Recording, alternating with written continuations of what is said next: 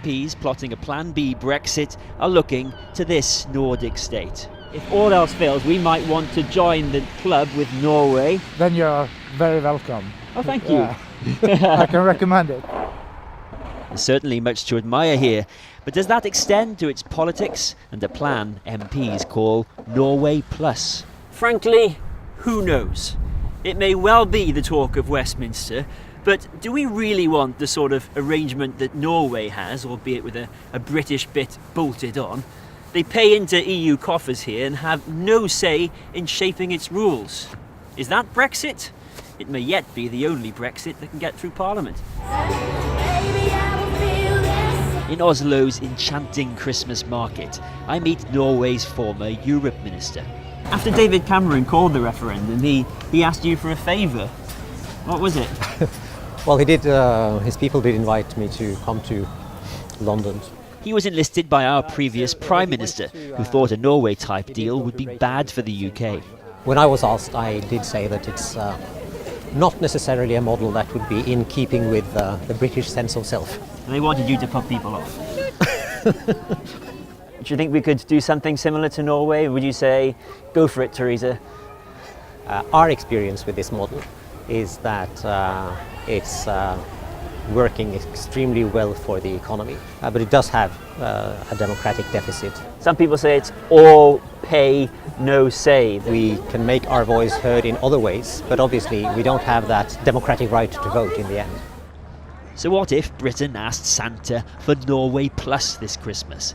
He would take us out of the EU and gift us membership of Norway's club, the European Free Trade Association, with Iceland, Liechtenstein and Switzerland.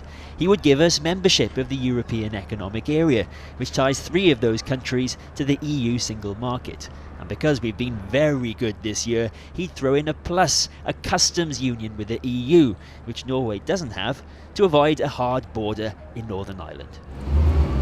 Skeptics in the UK include the Governor of the Bank of England, who's warned of instability in our financial sector. Were Britain to implement EU laws, we have no say in shaping, as Norway does despite paying into the EU budget. And then there's the gift no hard Brexiteer wants. In Norway's club, Iceland or even Liechtenstein could veto which new EU laws apply in the UK. Although the EU may fear Britain doing the vetoing to try and cherry-pick EU rules. I think people are skeptics to have a member that would disrupt our national interests. The president of Norway's pro-EU movement wonders what's in it for them. I'm a bit surprised about the debate in the parliament right now that just think that you can access an agreement that we have and has served us well for 25 years, that will make it more difficult for us dealing with the European Union. It's kind of like having an abusive partner spiking the drinks and inviting to a Christmas party and think that this will go well. In Ålesund, at the heart of Norway's vital fishing industry, some will tell you of an upside to Norway's deal. Out of the EU, Norway is out of the common fisheries policy, which sets quotas among member states. Even so, Norway has still traded off access to its waters with the EU.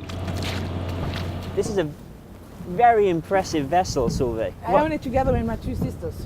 Solveig runs one of Norway's biggest family fishing firms and is resigned to the extent EU vessels fish in Norwegian waters. If you see our industry, I think that we have to give away more of our quota who historically have been in our waters. But she says it could be worse. We would probably have to give away a higher percentage to the European Union. If you were a member? If we were a member, yes.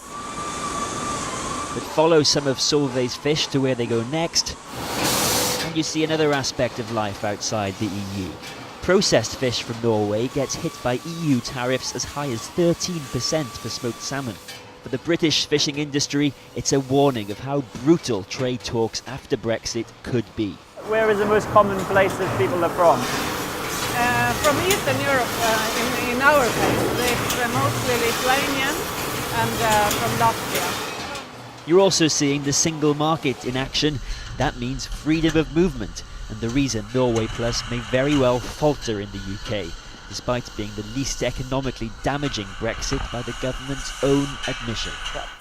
And that's before we ask, does Norway even want us in its club? You're looking into having a Norway Plus kind of deal without really knowing the full extent of what kind of deal we have. I think you would mess it all up for us the way you have messed it all up for yourself. Well, don't assume this Norway Plus idea is Christmas coming early. Even the MPs behind the plan say it would mean leaving the EU with Theresa May's current exit deal and changing the declaration about our future relationship. Then there would be a tough negotiation with the EU against another ticking clock. And as we all know at this time of year, you don't always get what you ask for. Kieran Jenkins, Channel 4 News, Oslo.